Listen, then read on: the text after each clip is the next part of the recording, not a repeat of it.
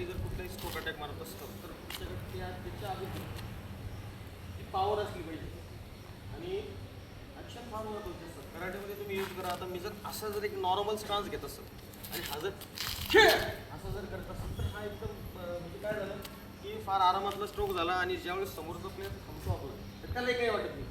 ह्याच पोझिशनमध्ये बरोबर. आता मुलींसाठी तुम्ही काय करतात की ज्या प्रकार तुम्हाला शिकवले गेले, आता आपण एल्बो अटॅक जरी झाले तर तो नॉर्मल तुम्ही काय करता हा एक जर काय झालं तुमचा प्रकार झाला, पण हाच अटॅक जर तुम्ही ह्या पोझिशन म्हणजे प्रत्येकाच्यामध्ये राग पावर आणि ज्या तुमच्या पायाच्या स्टेप असतात त्या फार महत्त्वाच्या तुम्ही लक्षात ठेवा.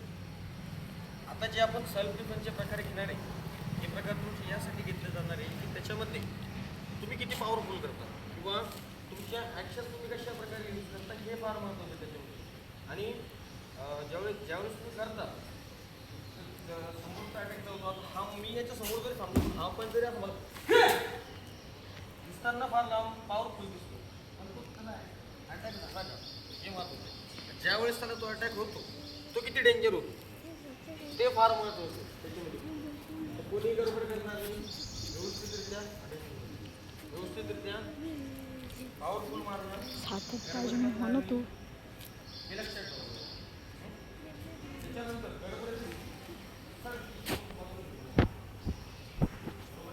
याच्यामध्ये कोणी टाइमपास करणार नाही, कोणी मजा करणार नाही. सगळ्या गोष्टी एक तुम्ही व्यवस्थितरित्या तुम्ही त्याच्यामध्ये काय करा स्ट्रोक यूज करा. आता जे स्ट्रोक झालेले आहेत आपले तर आपल्याला त्या स्ट्रोकचे आता डिफरन्स घ्यायचे. तर डिफरन्स घेत असताना काही वेळेस तुम्हाला लागूही शकतं, थोडं लागूही शकतं तुम्हाला. त्याच्यामध्ये असं काही आपल्याला म्हणता येणार नाही की बाबा त्यांनी हातकून मारलं किंवा त्यांनी काहीच केलं. हे प्रकार त्याच्यामध्ये नसतात. जे प्रकार आपण शिकत आहोत त्याच्यामध्ये छोट्या छोट्या चुका आपल्याकडनं होणार आहे. ज्यावेळी चुका होतात तर त्याच्याकडे तुम्ही लक्ष देऊ नका वारंवार. एखाद्याने जर टच किक मारली तर परत पळत येण्यासारखं काही तुम्हाला हे नाही त्याच्यामध्ये. मुझे बहुत जोर से मारा या मुझे बहुत जोर से लग गया. आणि ज्यावेळेस तुम्ही ते स्ट्रोक अटॅक प्रॅक्टिस करतात तर त्याच्यामध्ये कोणीही मजाक करू नका. जर तुम्ही केली तर निश्चितच समोरच्याला तो प्रकार तुमचा चुकीनं न म्हणता येणार आपल्याला तो तुम्ही हटकून मारलेला आहे तो असा होतो. तर त्याच्यामध्ये आउटपुट यूज करा आणि जे प्रत्येक ॲक्शन दिलेले आहेत आपल्याला त्या प्रत्येक ॲक्शन तुम्ही काय करा त्याचा एक उपयोग करा छान पद्धतीने.